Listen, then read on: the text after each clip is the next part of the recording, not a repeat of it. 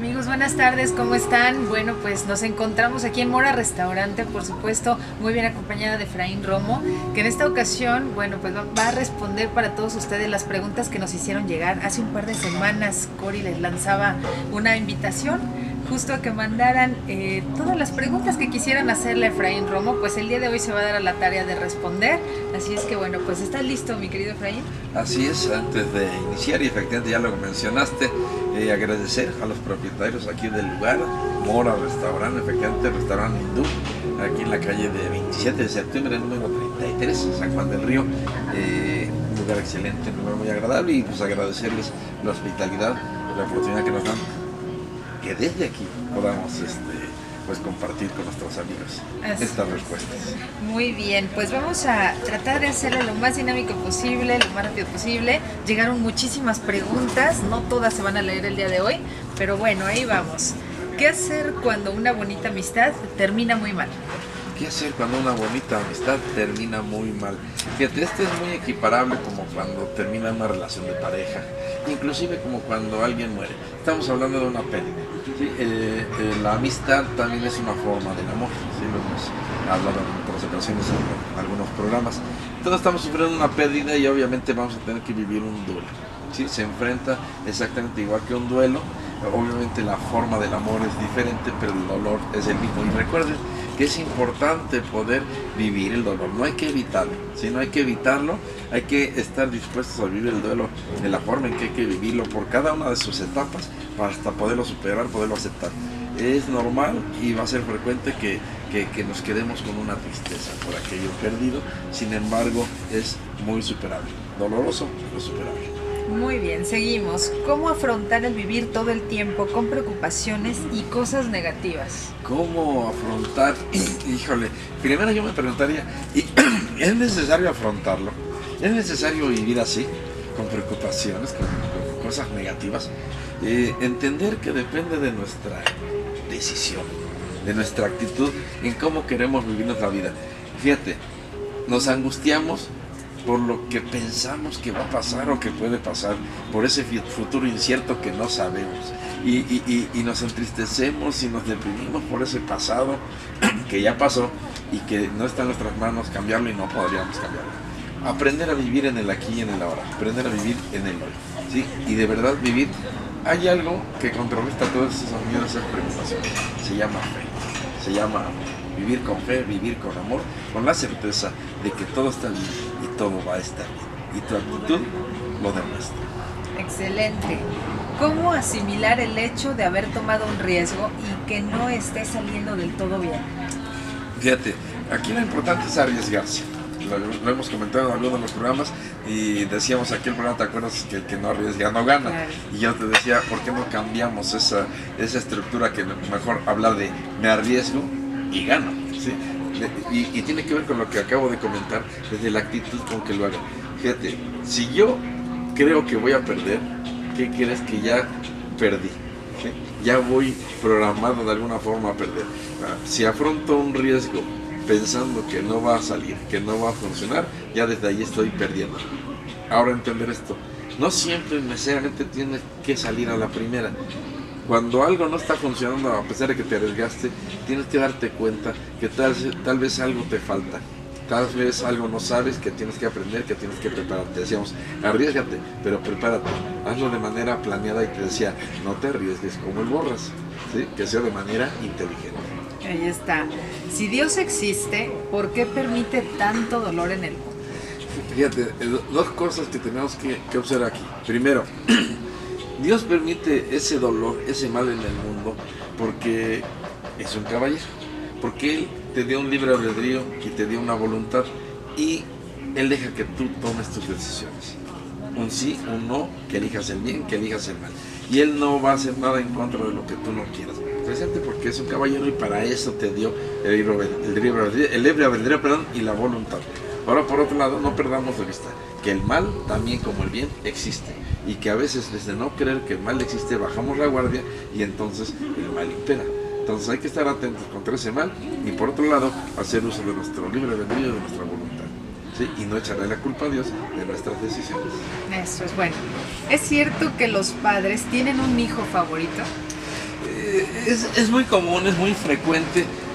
Fíjate, todos los padres argumentamos que queremos por igual a los hijos, y esto es cierto, solo que la forma del amor es diferente como las personas son diferentes. Se da con cierta frecuencia que los padres eligen de manera inconsciente al primogénito, ¿sí?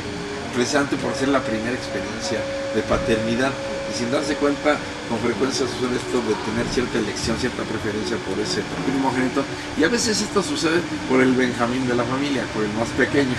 También a veces sucede porque es el quien requiere de más protección, que genera más ternura, que genera, ¿sí?, más este tipo de sentimientos.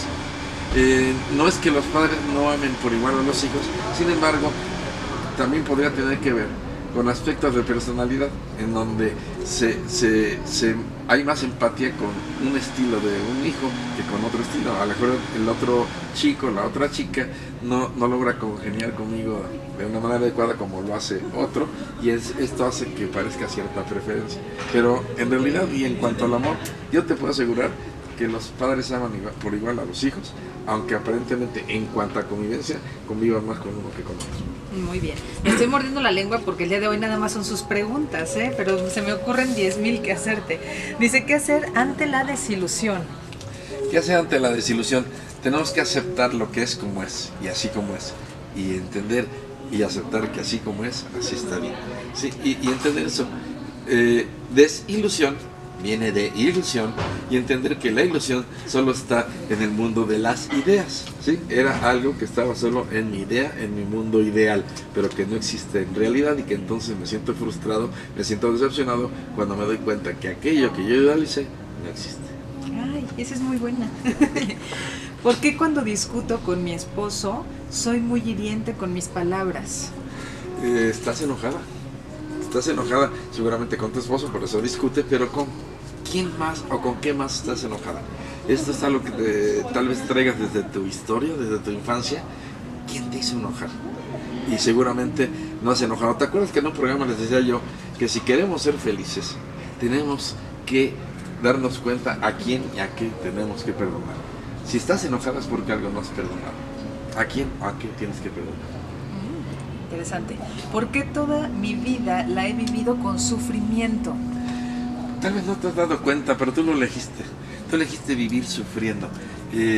No quiero juzgar, no quiero criticar, pero a veces adoptamos ese tipo de conducta, de comportamiento desde el victimismo. Nos hacemos las víctimas, porque es la manera en que aprendimos a vivir. Desde pequeños aprendimos a sufrir y no sabemos otra forma. Porque en el fondo no me la creo que merezco ser feliz, que puedo ser feliz y que puedo dejar esa vida en el momento que yo lo decida.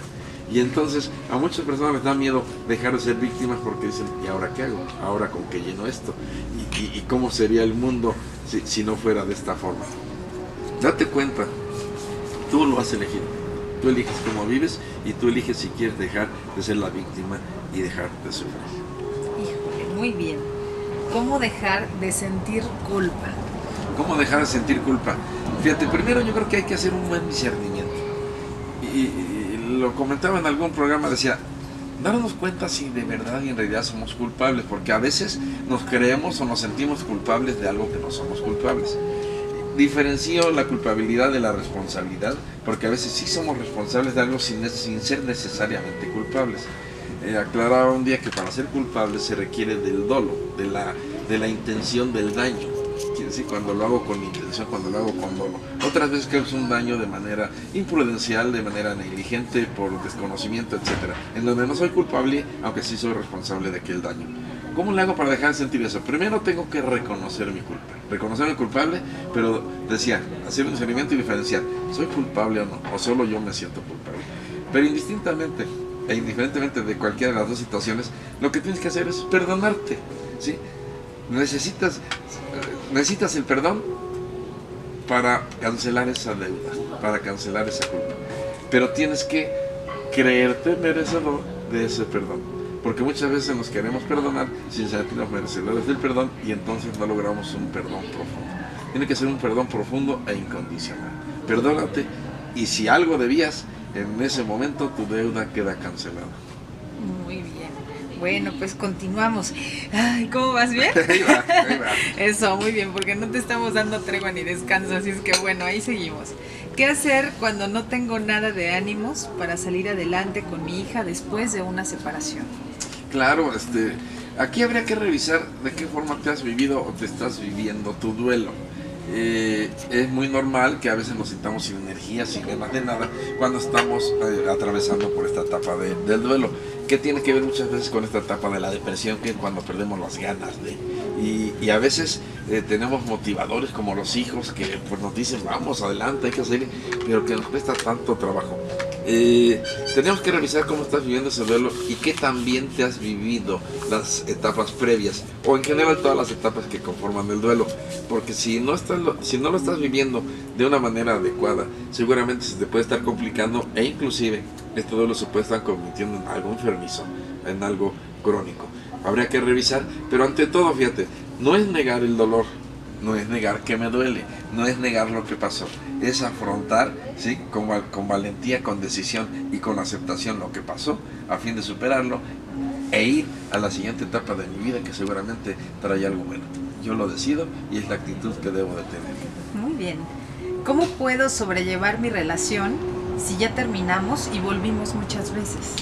Obviamente esto me dice que se trata de una relación enfermiza, ¿sí? Aquí seguramente es una relación tóxica y simplemente no has tomado la decisión de soltar. De soltar, de alguna forma crees que le necesitas, ¿sí? Habría que revisar. Aquí, fíjate, estos son de los casos donde yo recomiendo que vaya a terapia. Vamos a ver qué pasa, qué te está atando, qué te está pegando a esa relación que seguramente te hace daño. Si han terminado muchas veces porque te hace daño, ¿sí? ¿A qué regresas?